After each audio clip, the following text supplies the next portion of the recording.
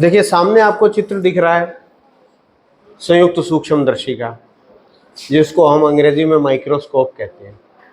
ठीक है, इसका उपयोग हम किस लिए करते हैं? छोटी छोटे लिविंग ऑब्जेक्ट्स को या सेल्स को, टिश्यूज को, इनको देखने के लिए, कोशिकाओं को देखने के लिए।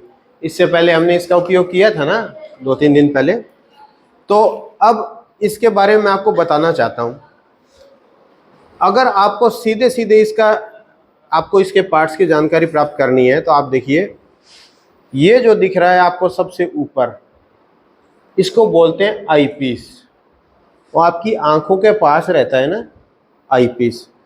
और ये जो नीचे, सबसे नीचे जो आपको दिख रहा है, ये है ऑब्जेक्टिव लेंस। क्योंकि जो भी यहां देखते हैं उसको हम कहते हैं ऑब्जेक्ट, और ऑब्जेक्ट के पास जो लेंस है वो क्या हो गया? Objective lens. आंखों के पास जो है वो आईपीस हो गया। ठीक है, ये सिंपल ट्यूब है, ये इसकी ट्यूब है, और ये बिल्कुल नाक की तरह आगे निकला हुआ है, इसलिए इसको बोल देते हैं नोज पीस। ठीक है, ये वाले लेंस कौन से थे? ये ऑब्जेक्टिव लेंस है। ठीक है ना, इनका उपयोग जो है ना हम ये करते हैं, जैसे एक लेंस है इससे थोड़ा छोटा दिखता है, दूसरा लेंस लगाते हैं उससे और भी बड़ा दिखेगा आपको ऑब्जेक्ट। तो इसमें लेंस को जब हम बदलते हैं तो वैसे वैसे हमें ऑब्जेक्ट का साइज बड़ा दिखने लगता है, क्योंकि इसकी आवर्धन क्षमता में अंतर होता है। अब इसको एडजस्ट करने के लिए ये एडजस्टमेंट है, ये कोर्स एडजस्टमेंट है, यानी बहुत तेजी से इससे हिलता है। और ये दो जो नीचे है ना, ये तो कौन सा कोर्स एडजस्टमेंट हो गया, और इसके नीचे जो है ये फाइन एडजस्टमेंट, सूक्ष्म समायोजक जिसको बोलते हैं। बहुत धीरे धीरे हिलता है, आपको हिलते हुए दिख भी नहीं रहा होगा इससे तो। ठीक है, लेकिन बहुत धीरे धीरे इससे हिलता है। ये इसको बोलते हैं आर्म या भुजा। ठीक है, इसको बोलते हैं स्टेज। ठीक है, स्टेज है, और स्टेज के ऊपर हम रखते हैं स्लाइड। स्लाइड आपने देखी ही थी, ये स्लाइड है, और ये इसके ऊपर कवर स्लिप है।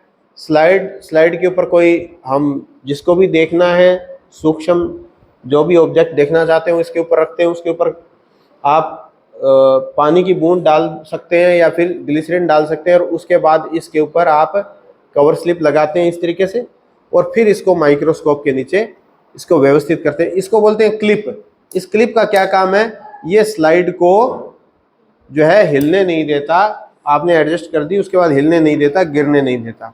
क्योंकि हम माइक्रोस्कोप को जब आप बैठे हो तो अपनी सीट के अनुसार इसको ऐसे भी व्यवस्थित करके आप ऐसे देख सकते हो। इसमें ये जो आपको दिख रहा है, ये एक दर्पण है, मिरर है। जैसे वो लाइट वहां जल रही है, उस लाइट को वहां से लेकर के इसके अंदर भेजता है ये, ताकि जो ऑब्जेक्ट आपने लगाया उससे क्रॉस हो उसके लाइट, और क्रॉस होकर के उसमें से आपको दिखती है। ये ठीक उसी प्रकार की कल्पना है, जब आप किसी पतले कपड़े में से सामने के प्रकाश को देखते हैं तो आपको उसके धागे दिखते हैं ना, साफ दिखते हैं धागे, बस वैसा ही सिस्टम इसके अंदर है। ठीक है, और ये जो है, ये जो नीचे सबसे नीचे है, ये इसका क्या है? बेस। इसको हिंज बोलते हैं। ये हिंज है, जिस हिंज या कब्जा, इसकी सहायता से इसको हम हिला सकते हैं। तो ये आपके लिए माइक्रोस्कोप है।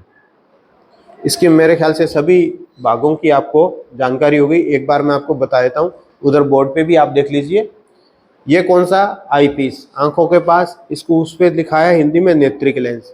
ये प्रारंभिक समायोजन है या कोर्स एडजस्टमेंट, ये सूक्ष्म समायोजन है या फाइन एडजस्टमेंट, ये भुजा है, आर्म। ठीक है, ये अभिदर्शक लेंस कह दीजिए या ऑब्जेक्टिव लेंस कह दीजिए। ये क्या है? स्टेज है या मंच है, मंच ही कहते हैं स्टेज को हिंदी। ठीक है ना, इसके ऊपर ये क्लिप है, और यहाँ पर ये स्लाइड लगी हुई है, स्लाइड के ऊपर कवर स्लिप है, और ऑब्जेक्ट भी हमने रखा हुआ है। ये हमारा